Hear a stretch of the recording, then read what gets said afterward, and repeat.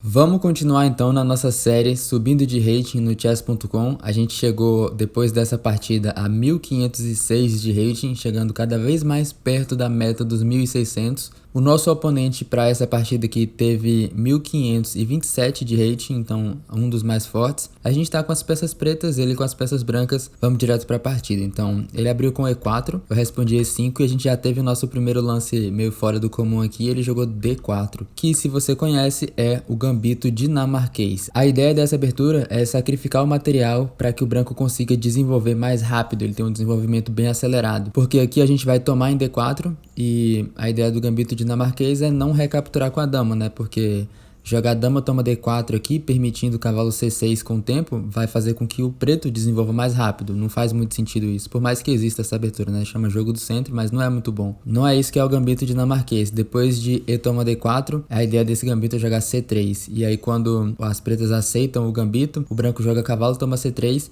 E em compensação a um peão a menos que ele tem nessa posição, ele tem controle do centro, garantido por esse peão E4, e ele tem uma peça desenvolvida. Então é uma abertura bem interessante de jogar, é bem viável, dependendo de em que contexto a gente tá falando, né? Mas contra essa linha eu não costumo aceitar esse gambito, porque eu gosto desse estilo meio chato de jogar, no qual você tira o oponente da zona de conforto dele, né? Com certeza, se ele tá jogando o gambito dinamarquês, ele conhece as linhas depois de D toma C3 e ele faz ideia do que ele deve fazer. Talvez ele esteja menos familiar com as outras linhas nas quais as pretas negam o gambito. É bem comum quando a gente está estudando esse tipo de coisa, a gente focar muito em ver o que acontece quando o adversário aceita e não considerar o que acontece quando ele nega. E uma das melhores maneiras de jogar contra o gambito dinamarquês até é com esse lance D5 que eu joguei aqui, negando o gambito e abrindo o desenvolvimento das nossas peças também, porque agora a gente ganha mais espaço no centro e abre esse bispo claro. E aí você vai ver como ele já se embolou todinho na abertura e acabou dando certo a nossa ideia. Ele jogou dama para A4 nessa posição, o que meio que vem na ideia de dar um cheque e recapturar o peão de D4, mas não faz muito sentido. A gente vai jogar bispo para D7 aqui e a gente devolve o tempo na dama ao mesmo tempo que desenvolve uma peça. Então, se ele quiser recapturar o peão de D4 imediatamente, ele vai ter que tomar agora com a dama, porque é ela que está atacada. Se ele não quiser tomar com a dama, ele vai ter que voltar ela e depois recapturar aqui. Mas aí a gente tem a chance de tomar em E4 também. Por mais que, por exemplo, se ele tivesse jogado dama C2, D toma E4, dama toma E4 seja um cheque, a gente pode jogar talvez bispo para E7 nessa posição. E esse dama toma B7, por mais forte que pareça, eu acho que até cavalo C6 é suficiente aqui, porque a quantidade de peças que ele tá atrasando em desenvolver, saindo tomando esses peões, meio que não me parece uma maneira muito prudente de jogar, né? Ele tem uns peõezinhos a mais aí, só que a dama tá em B7 e a gente tem 3 peças desenvolvidas contra nenhuma. E parece que as pretas têm chances bastante práticas aqui. Mas não leva tão a sério assim, eu não avaliei essa posição profundamente. Mas vamos voltar pro que aconteceu. Depois de bispo para D7 aqui, ele tomou em D4 e eu joguei cavalo para C6. Desenvolvendo o cavalo e oferecendo eu mesmo um sacrifício de peão. Então acabou que ele começou jogando na ideia de sacrificar um peão e no final das contas é a gente quem tá sacrificando material por desenvolvimento. E eu gosto mais de fazer isso. Então, ele jogou dama toma D5, aceitando o desafio, e agora cavalo F6. E o problema com esse lance, com essa sequência, né, é que ele ganhou um peão, tudo bem, mas ele levou tantos tempos, bispo para D7 foi um desenvolvimento com o tempo na dama. Aí depois de dama toma D4, cavalo para C6, outro lance de desenvolvimento com o tempo na dama. E depois de tomar em D5, cavalo F6 é mais um lance de desenvolvimento com o tempo na dama. Agora ele voltou a dama para D3 e eu joguei bispo D6 nessa posição e olha pra isso, a gente já tem todas as nossas peças menores desenvolvidas, enquanto ele ainda não tem nenhuma. A única peça dele que tá fora da primeira linha é a dama. Então, com certeza a gente tem compensação por esse peão aqui e o computador concorda que as pretas estão melhor, mesmo com um peão a menos. Aqui ele jogou bispo para E2, tentando desenvolver e tirando as peças para fazer o roque, e a gente segue desenvolvendo. Até agora não tem maneira muito palpável de consolidar a nossa vantagem, mas não muda o fato que a gente continua tendo essa vantagem de desenvolvimento. Vamos continuar trazendo as peças. Eu fiz o roque aqui, ele jogou cavalo para F3, eu joguei torre para E8, atacando o peão de E4, ele jogou bispo para G5, cravando o cavalo à dama para tentar defender o peão de E4, e eu imediatamente desafiei esse bispo com H6, e ele decidiu trocar aqui, bispo toma F6, dama toma F6, ele acabou trocando uma das poucas peças ativas que ele tinha e ajudando a minha dama a vir na direção da ala do rei, o que eu achei que foi bastante satisfatório. E a gente ganhou esse lance H6 de graça. Então, eu diria que a gente tá se saindo muito bem na abertura aqui. Agora sim, ele fez o roque, eu joguei torre A para D8, trazendo a minha última peça pro jogo e fazendo um raio-x na dama dele. Ele jogou cavalo de B para D2, também trazendo a última peça menor que ele tem pro jogo. E agora bispo para G4, o melhor lance nessa posição, mirando o cavalo de F3 e setando uma ameaça, né? Porque se ele dormir nessa posição, a gente pode jogar bispo toma H2 e aí é um descoberto na dama dele. Essa é uma das ameaças com esse lance. E por causa disso, ele voltou a dama para C2, o que é um lance meio desconcertado. Ele deixa o bispo em E2 indefeso agora. E tem algumas maneiras diferentes de prosseguir aqui. Eu escolhi o lance bispo para F4, atacando o cavalo de D2 com o bispo e com a torre. E aí a gente tem algumas ideias de talvez tomar em F3, remover um dos defensores e aí tomar aqui, né? Isso já é uma ideia agora porque o cavalo de F3, porque o bispo atrás está indefeso, o cavalo de F3 está cravado. Então, mais uma vez, se ele dormir nessa posição, a gente pode sim tomar esse cavalo aqui com a torre ou com o bispo. Acho que não faz muita diferença, porque se ele recapturar, o bispo em E2 está caindo, então a gente ganha material. Mais ameaças, né? Isso vem do fato de a gente estar com as peças melhor desenvolvidas. A gente saiu com as peças mais cedo, começa a criar ameaças mais cedo. É assim que funciona. É essa compensação que a gente tem ao nosso peão sacrificado. Então, contra esse nosso bispo F4 aqui, ele jogou cavalo para C4. Na ideia de mover a peça que está atacada. E aqui tem um lance bem interessante que eu deixei passar na partida. Eu joguei aqui dama para E6, na ideia de colocar mais pressão nesse peão de E4 e ao mesmo tempo mirar, né, cravar o peão a dama dele. Porque a minha dama está atacando a dele através do peão e a dama dele em C2 está em defesa. Mas talvez um lance melhor ainda aqui teria sido esse dama para E6, atacando também o peão de E4 diretamente, mas ao mesmo tempo mirando o cavalo. E aí a gente tem ideias de tomar em F3 e o bispo vai ter que ficar aqui defendendo esse cavalo. Ele tá com uma posição meio desconfortável. Mas tudo bem, dama G6 também não é um lance tão ruim. E eu tinha calculado uma sequência aqui que acabou acontecendo mesmo da maneira que eu tinha pensado. O problema, assim, o motivo pelo qual eu não joguei esse dama G6 mais cedo, e o lance que continua vindo à mente quando você pensa em jogar dama G6, é esse cavalo H4, que foi o que ele jogou, atacando a dama. Aqui eu planejei jogar dama para H5 e foi isso que aconteceu. Ele tomou em G4 e eu tomei em H4 e no meu cálculo isso aqui significava começar a fazer progresso na direção desse ataque que a gente está tentando criar na ala do rei. Acabou que mais tarde, né, esse ataque não frutificou tanto assim e eu gastei bastante tempo tentando calcular alguma coisa que funcionasse, né, tentando calcular uma maneira de converter a nossa iniciativa num ataque mais palpável na ala do rei. Mas por mais que a gente esteja ameaçando dama para H2 checkmate, ele pode jogar bispo H3 nessa posição e as peças meio que seguram a posição. E aqui a gente tá numa situação onde o meu tempo tá bem reduzido, o tempo dele tá bem maior que o meu, e eu comecei a perceber que eu ia ter que jogar de modo mais pragmático, continuar tentando encontrar recursos escondidos aqui não ia ser uma maneira viável de jogar com menos de 1 minuto no relógio contra uns 5 ou 6 que ele ainda tinha. E o formato é 15 mais 10. Então, eu joguei torre para E6 nessa posição. A ideia é trazer a torre para G6 e criar uma ameaça, porque em G6 a torre crava o peão de G2 ao rei e o bispo fica indefeso. E essa era a minha ideia. E ele não pode tomar a torre, obviamente, porque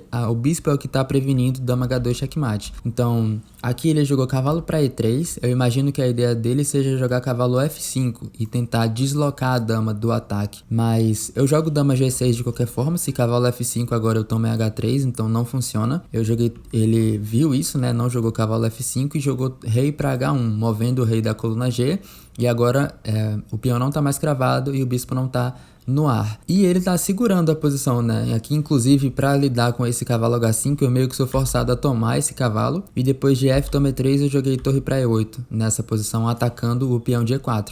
É disso que eu tava falando. Agora eu comecei a jogar de modo mais pragmático, porque eu vi que esse ataque não ia levar muito longe. E a gente tem bem menos tempo. Então, a minha ideia é recuperar o peão que a gente sacrificou. No final das contas, acabou não levando a um ataque bem sucedido. Então, eu quero meu material de volta. E aí a gente vai jogar um final com o material igual. E ele meio que perturbou esses planos com o bispo para D7 nessa posição atacando a torre, e eu cometi um erro gravíssimo aqui. Eu joguei torre toma E4, como eu falei, a situação do tempo estava bem baixa e acabei pendurando esse bispo para F5, porque aqui, né, obviamente ele vai ganhar material, mas ele não encontrou, por mais eu deixei passar e ele também deixou passar. Ele jogou bispo toma C6 nessa posição, trocando as peças menores. E depois de B toma C6, como eu falei, a gente chega num final de material igual. Eu recuperei o peão que eu tinha sacrificado. Ele jogou dama para F2, ainda oferecendo troca de material pra gente andar ainda mais rápido na direção desse final. E, como eu falei, eu tô jogando de modo pragmático agora pela situação do tempo. Eu tomei em F2, ele tomou em F2 e eu tomei em E3. E acaba a gente chegando no final no qual sou eu quem tem um peão a mais. Então, por mais que a situação de tempo esteja bem a favor dele, ele ainda tem uns 5 minutos aqui e eu tenho ainda menos que 1 minuto jogando no incremento. A gente tem esse trunfo, que esse peão a mais pode ser muito útil. E ele tem que tomar cuidado com ideias de infiltração na segunda. Ele tem que manter uma torre defendendo a segunda linha. E eu mantive isso em mente. Ele começou com torre A para F1, atacando F7. Eu joguei F6 defendendo o peão. Agora a gente tem torre D2 e ele está ameaçando entrar na minha sétima. Mas eu calculei que essa ameaça é fantasma, ele não tem recursos reais para fazer essa infiltração de torre funcionar. E a minha infiltração de torre na segunda, se ele abandonar a segunda linha com torre para D7, vai ser muito mais perigoso. Por isso eu joguei torre para G5 nessa posição, ativando essa torre e aí convidando ele a jogar a torre D7, em cujo caso eu vou jogar a torre E2 e aí atacar o peão de G2. Ele calculou por um tempo aqui, ele tinha uns 5 minutos, ele desceu para uns 2 nessa posição, porque passou bastante tempo considerando o que acontece depois de torre para D7 e acabou decidindo que não funcionava, ele jogou A3 aqui. Torre para D7 de qualquer forma teria sido interessante, porque a gente jogaria torre para E2, como eu falei, estamos atacando o peão de G2, então ele não pode trocar os peões aqui, ele tem que jogar a torre para G1 defendendo o peão de G2. Agora a gente toma em B2, ele toma em C7, a gente toma em A2, ele toma em C6 e depois de, digamos, A5, as pretas estão melhor nessa posição. A gente preserva o peão a mais, 4 contra 3, e a gente tem esse peão passado e pressão contra esse ponto fraco em G2. Então, realmente esse torre para D7 não funcionava. Ele, como eu falei, ele jogou A3, e agora eu joguei torre para D5, desafiando a torre dele. Agora eu não permito mais torre D7. E se ele trocar aqui, acaba desdobrando os meus peões e vai ser bem favorável, né? Tomar nessa posição não seria muito bom, porque mesmo que ele possa jogar torre para D1, eu jogo C6, seguido de torre para E2 e vou cobrir a segunda linha. Ele não pode cobrir a segunda porque tá pendurando mate. Então, trocar em D5 aqui seria perder efetivamente. Então, ele moveu a torre de volta para F2. E agora eu tenho a chance de dobrar as minhas torres na coluna aberta. Eu joguei torre E para D3. A gente tem G3 nessa posição. E eu joguei torre para D2, entrando na segunda. Mais uma vez, se ele tomar, vai ser um final bem favorável pra gente, porque a gente tá atacando o ponto fraco e a gente quem tem a torre ativa. Além disso, o rei dele tá bloqueado na primeira, né? A nossa torre na segunda que cria essa barreira invisível que o rei dele não consegue penetrar. E o nosso rei tá livre para começar a avançar, ganhar espaço e participar do jogo. Então esse final, como eu falei, bem favorável para as pretas. Por isso ele não trocou as peças aqui. Ele jogou rei para G2 e eu segui com rei F7, ativando o meu rei. A gente está numa posição com uma vantagem considerável, que é um final no qual definitivamente são só as pretas que estão jogando pela vitória. O branco está tentando segurar por um empate. E ele acabou cometendo uma grande imprecisão aqui, que demonstra uma má compreensão desse final. Primeiramente, ele tomou em D2, trocando peças, o que não faz muito sentido. Se ele está tentando defender um final pior, que como a gente falou, é o caso aqui, ele tem que tentar manter material no tabuleiro. Sou eu quem tenho que estar tentando forçar a troca de material. Se a gente conseguir limitar a situação para um par de torres aqui, em vez de 2 pares, como a gente tem nessa posição, fica mais fácil de pressionar e para ele fica mais difícil de defender. Então, quanto mais material tiver no tabuleiro, melhor para ele. Ele não deveria encorajar trocas dessa forma. Isso mostra que ele não entende muito bem o que ele deveria estar fazendo nesse final, né? Não está entendendo muito bem a situação estratégica aqui. Então, ele cometeu esse erro, tomou em D2.